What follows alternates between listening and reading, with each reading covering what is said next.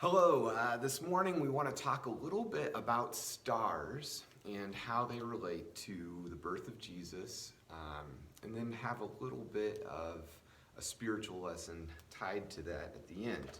Now, so talking about stars, this is something that's really over my head. I'm not an astronomer. I don't know much about the stars or astrology. When I look at the sky, I might be able to pick out the Big Dipper. That's about it. But there's a lot to be learned here. There's some interesting things that you can find out when you learn about this. And I just want to share a little bit of what I've learned and encourage you to dig deeper. Now, the scriptures that I'm going to share this morning, they are in the description. And there's a video link to at least one of the explanations that I'm going to go over today.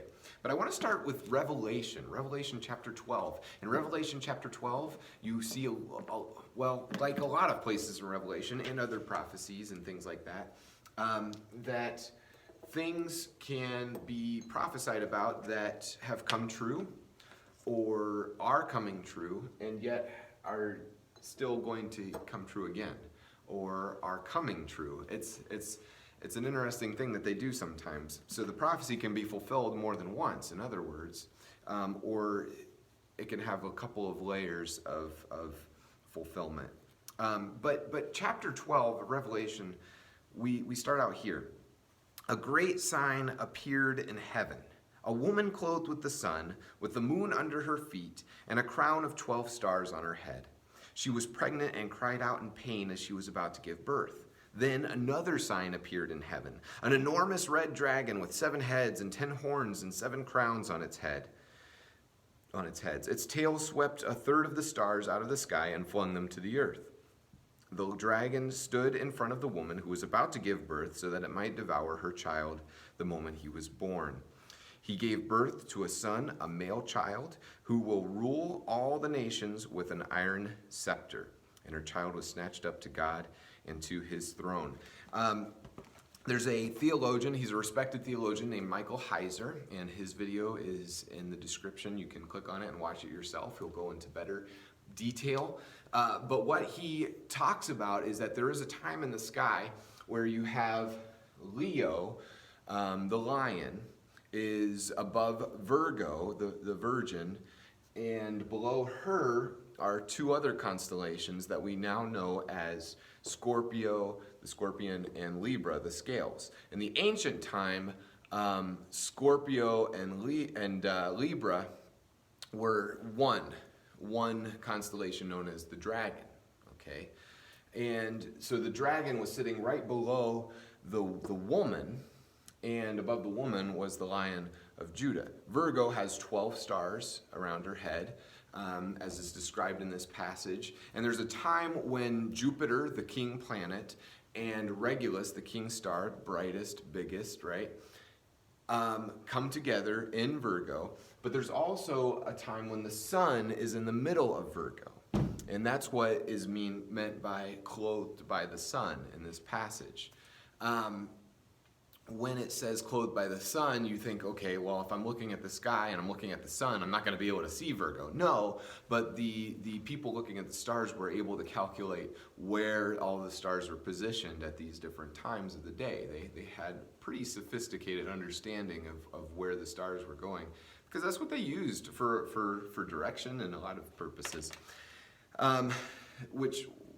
Which to say is there is Orthodox Jewish astrology, a way of understanding and looking at the stars that was acceptable, that wasn't so much like the Greek astrology that's kind of morphed into what we have today, where it was trying to tell or cause or affect what we were experiencing in our lives individually, but instead it was explaining major events in history to them or signs of what was going on.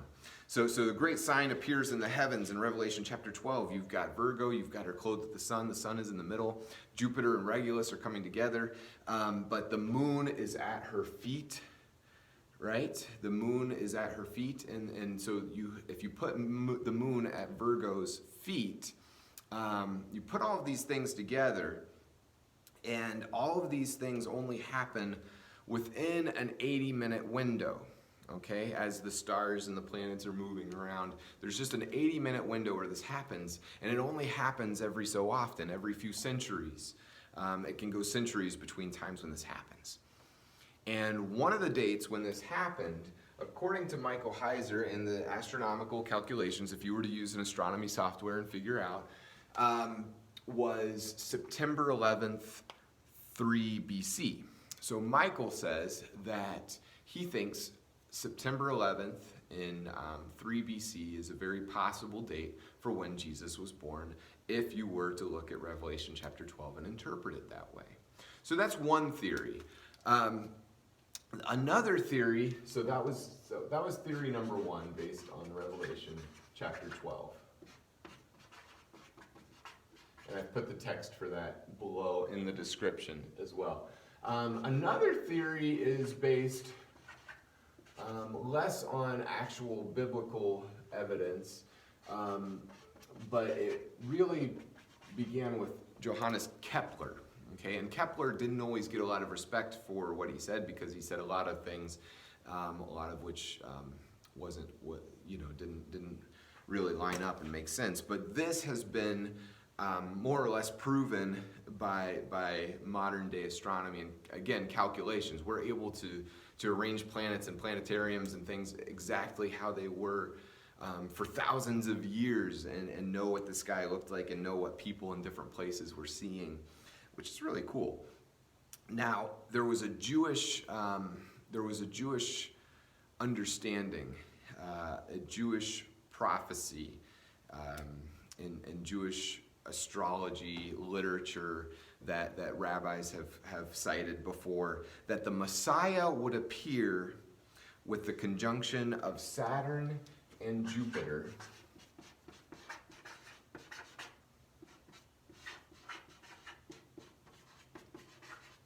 in the constellation of Pisces, that we know as Pisces. Okay? So when this happens, when Saturn and Jupiter come really close together in the sky, it looks really bright. Kepler thought, well, knowing this, and he looked at it in the sky himself, he said, knowing this, could it have been that this is what happened in the sky when Jesus was born? The date that Jesus was born, the year, what the Magi in the East saw. And when you start to look at this a little more closely, a lot of it makes sense. The Magi are coming from Persia, most likely. The Persian area, the area of Babylon, that place has a rich tradition and a well-known school of astrology with well-known records. In this school of astrology, it's very possible that some Jews got involved when they were exiled there. Some of them may have stayed, and a lot of them did stay in Babylon, but we don't know exactly what kind of influence they had in the astrology community. We don't know if there were Jews that were Magi, or if there were just Jews that were friends of the Magi. But nonetheless, there were people in the East looking at the skies at the time that Jesus was born, right? So, back to Saturn and Jupiter in Pisces. Kepler figured out, according to his calculations that he was able to do back in the day, that this would have happened 3 times in the year of 7 BC. And he was exactly right. It did happen. Saturn and Jupiter came together came very close to look like a bright star 3 times in 7 BC. May 29th, October 3rd, and December 4th. Okay? And in Babylonian astrology and in Jewish astrology and understanding of the stars, remember, we're not talking about modern astrology. We're not talking about horoscopes. These things had certain significance. So, for example, Pisces was the constellation of the west of Mediterranean countries, okay? Israel, Judah would fall into that category. Judea. To the Jews, Pisces was the sign of Israel and the Messiah.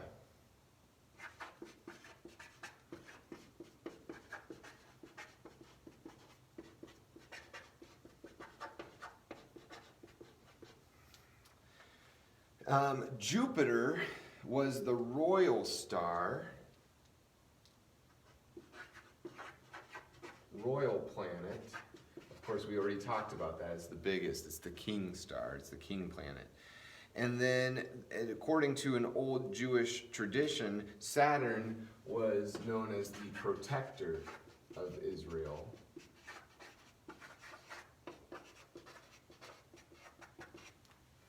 Okay? And even to the Babylonians, they thought of Saturn as the special star of Israel.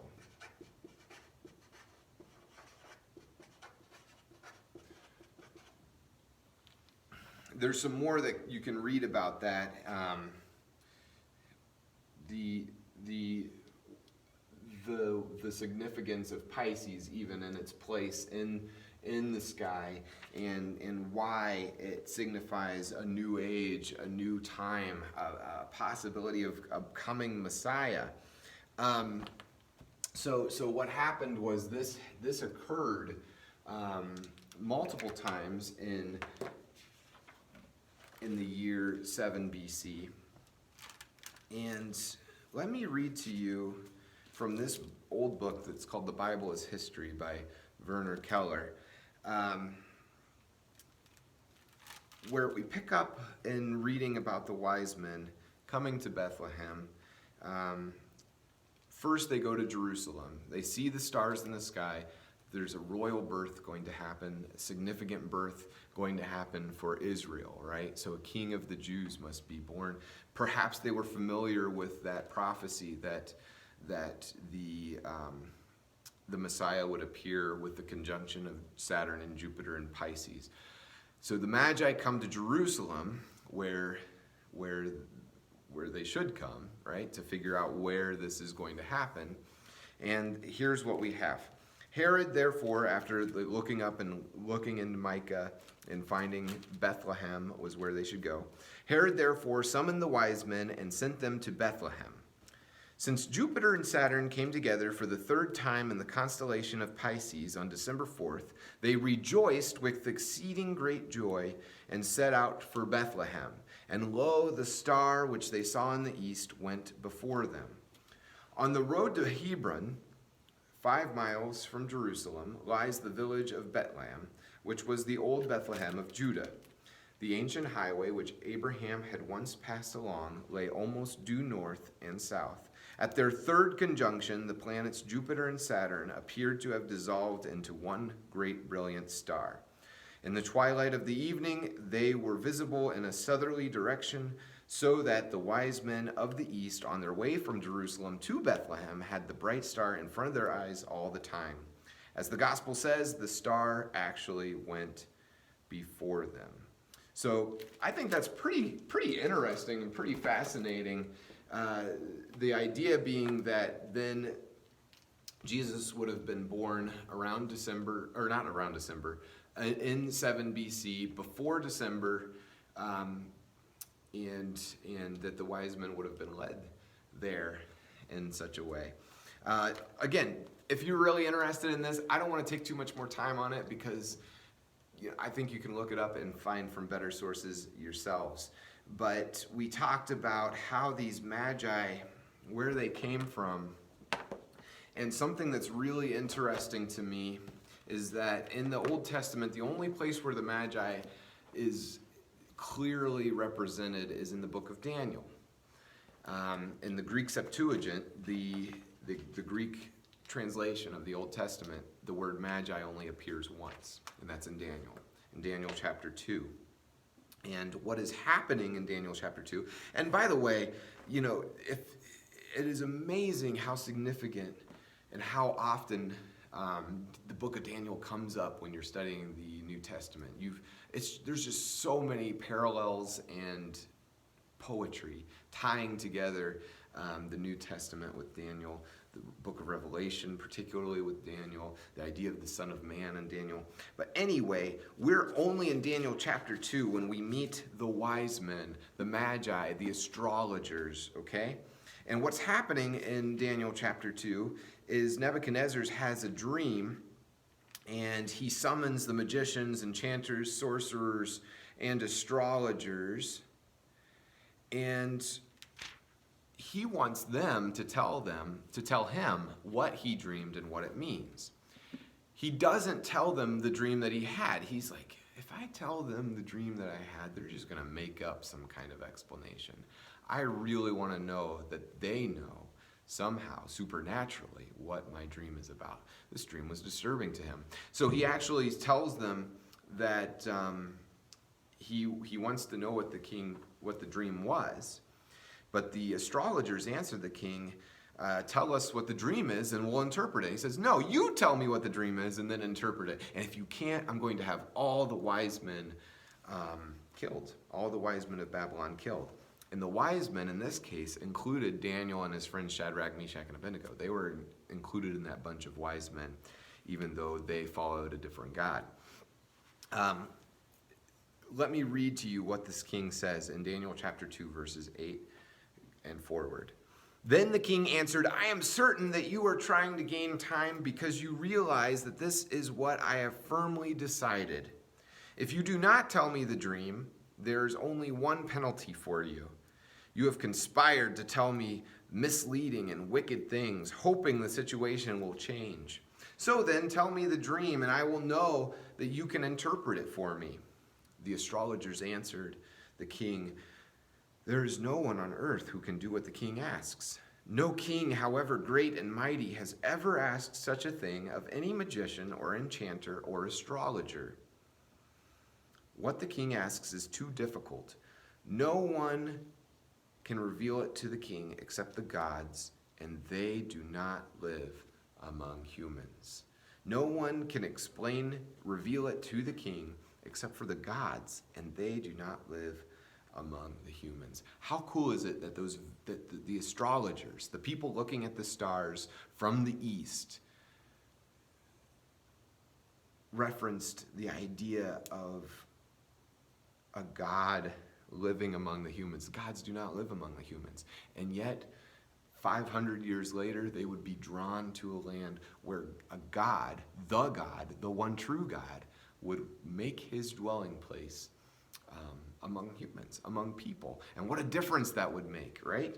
I just think that's really cool. And then, so what happens is the king Nebuchadnezzar, he gets mad. He says, we're going to kill everybody, all the wise men, right? And then Daniel catches wind of this. And Daniel's like, well, that's not good news. And then he prays. You can read this. He prays. And then God reveals the dream to Daniel that night. And Daniel describes the history. The dream is about history and the coming history. And this is what he says, starting with verse 36. This was the dream, and now we will interpret it to the king. Your Majesty, you are the King of kings. The God of heaven has given you dominion and power and might and glory. In your hands he has placed all mankind and the beasts of the field and the birds in the sky. Wherever they live, he has made you ruler over them all. You are that head of gold. Because in the king's dream, there was a statue with a head of gold, a chest of silver, a midsection of bronze, and then legs of clay and legs of iron, and then feet of clay mixed with iron. So he says, you are that head of gold, but after you, another kingdom will arise. This is verse 39. After you, another kingdom will arise inferior to yours. Next, a third kingdom, one of bronze, will rule over the whole earth. So he's talking about the Medo-Persians, and he's talking about the Greeks here. Finally, there will be a fourth kingdom, strong as iron, for iron breaks and smashes everything, and as iron breaks things into pieces, so it will crush and break all the others. Just as you saw that the feet and toes were partly of baked clay and partly of iron, so this will be a divided kingdom, yet it will have some of the strength of iron in it, even as you saw iron mixed with clay. As the toes were partly iron and partly clay, so this kingdom will be partly strong and partly brittle. And just as you saw the iron mixed with the baked clay, so the people will be a mixture and will not remain united any more than iron mixes with clay. In the time of those kings, the God of heaven will set up a kingdom that will never be destroyed, nor will it be left to another people. It will crush all those kingdoms and bring them to an end, but it will itself endure forever. This is the meaning of the vision of the rock cut out of the mountain, but not by human hands. A rock that broke the iron, the bronze, the clay, the silver, and the gold to pieces. The great God has shown the king that what will take place in the future. The dream is true and its interpretation is trustworthy. So all that stuff that we talked about last week with the history going from Babylonians to Persians to the Greeks to the Romans, all of that is wrapped up in this dream that Nebuchadnezzar has of a statue with different portions being made of different things. And Daniel references a new kingdom made not by a new rock, made not by human hands, that will last forever and will reign forever. There's so much here that points to Jesus and to Jesus' coming and a kingdom not of this world, right? Because I think that's what held a lot of people up, that got a lot of people tripped up, was that Jesus did not come in and have anything, any kind of dominion that resembled anything like earthly kingdoms and governments, right? He, in his own words, says, a kingdom not of this world. God made his dwelling place among men, as the wise men said, and the wise men 500 years later sought him and found him, and may not have known what they were looking for, may not have known who they were looking at, but they knew that this was something that the world had been preparing for. And the question for us is, do we want to be a part of a kingdom that is limited by nature and limited by humans and limited by our own imperfections and limited to what we can see? Or do we want to be a part of a kingdom that will reign forever? A temple, do we want to worship in a temple not made by human hands, but a temple that is completely made up of and from God?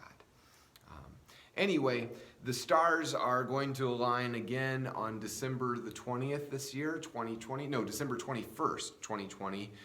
Saturn and Jupiter are going to be closer than they've been in probably 800 years, at least visibly in the sky. For us, I guess they've come close together other times, but because of the sun, we weren't able to see it. And that's going to happen on December the 21st. Now, this time, it's not going to be in Pisces, okay? So I don't know if anything big will happen. But it's an interesting thing. So on December 21st, if you're not doing anything, maybe you could take a look at the stars and see if you can see Jupiter and Saturn coming together, making like a bright star that very well could look like what the wise men saw when they were looking for Jesus. That's a really cool thing to be able to do. So, okay, thanks for sticking with me. Again, check out the link down below if you want to learn more about that first theory. If you want to learn more about the second theory, you can look that up in a couple of different places online. But you just type in like Saturn and Jupiter and Pisces. You might go down some rabbit holes that I can't promise you will be the most edifying, but there's some interesting stuff out there anyway. This is an old book that I've learned a lot from. Anyway, it's good to be with you guys. Take care.